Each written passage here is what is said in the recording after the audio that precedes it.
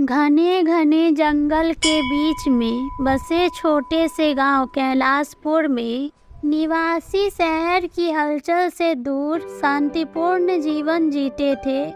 वे एक साथ मिलकर रहते थे, जो अपने पारंपरिक रीति रिवाजों से एक साथ बंधे हुए थे।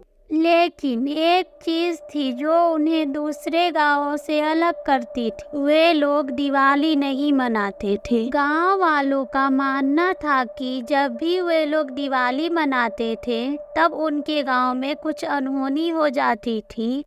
एक बार आयशा नाम की लड़की अपने परिवार के साथ कैलाशपुर अपने गांव चली गई। आयशा गांव की अनूठी परंपराओं को अनुभव करने के लिए उत्साहित थी, लेकिन वह दिवाली के बारे में भी उत्सुक थी, जो शहर में वह हर साल मनाती थी। लेकिन इस साल वह अपने गांव में दिवाली मनाना चाहती थी।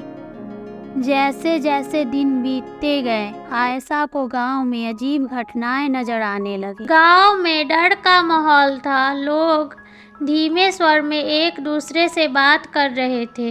कोई दिवाली के लिए उत्साहित नहीं था और दिवाली की तैयारियां भी नहीं हो रही थी। सब दुख में डूबे हुए थे। सब जगह गांव में बीमारी फैली हुई थी। एक रात आयशा अपनी खिड़की के बाहर तेज आवाज से जाग गई। उसने बाहर देखा और अंधेरे में छिपी एक आकृति को देखा। वह आकृति लंबा, पतला और दुबला था। उसकी चमकती आंखें रात को भी भेदती हुई लग रही थी। जैसे ही वह आकृति करीब आने लगी, उसकी आंखें उस पर टिक गई। आयशा बहुत डर गई। अचानक आकृति हवा में गायब हो गई। आयशा हिल गई और भयभीत हो गई। तब आयशा ने सोचा कि कुछ तो बात है। तब उसने पता लगाने का फैसला किया। उसने अपने दादा दादी और अपने पड़ोसियों से पूछा तो किसी ने कुछ जवाब नहीं दिया। सबने सवालों को टाल दिया। तब उसने गांव की सबसे बूढ़ी काकी से पूछा। तब उसने बताया, बहुत समय पहले की बात है। इस गांव में एक तांत्रिक रहता था जो अपनी पत्नी और बेटे के साथ रहता था। एक बार दिवाली का दिन था। सभी दिवाली मना रहे थे। तभी एक बच्चे ने पटाखा जलाया और वह पटाखा तांत्रिक के घर में जा लगा और उसके घर में आग लग गई और उसके बीवी और बच्चे जल गए। तब तांत्रिक ने आकर देखा तो उसे बहुत क्रोध आया। उसने प्रतिशोध की भावना में आकर गांव को श्राप दे दिया कि इस गांव में कोई कभी दिवाली नहीं मना पाएगा। दिवाली से पहले ही अनहोनी होने लगेगी और जो भी मनाएगा वह भी जल के भस्म हो जाएगा। और तांत्रिक ने आत्महत्या कर ली। आयशा जानती थी कि उसे गांव को तांत्रिक के श्राप से मुक्त कराना होगा। उसने गांव वालों को इकट्ठा किया और सारी बातें बताई। तब सब लोग मिलके पुरोहित के पास गए और पुरोहित को सारी बातें बताई।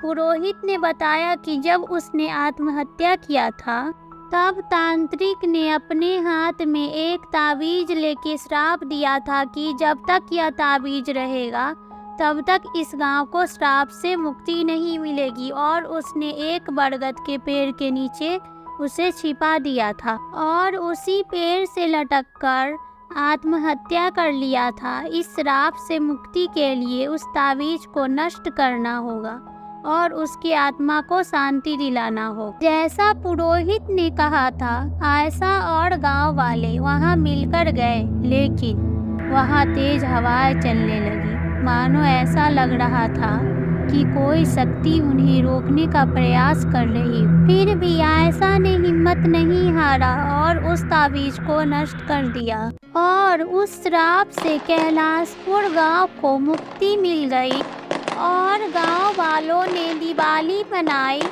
जैसे ही उन्होंने दिवाली के लिए दीपक जलाए और अंधेरा दूर हो गया और वे अंततः बिना किसी डर के दिवाली मनाने में सक्षम हो गए।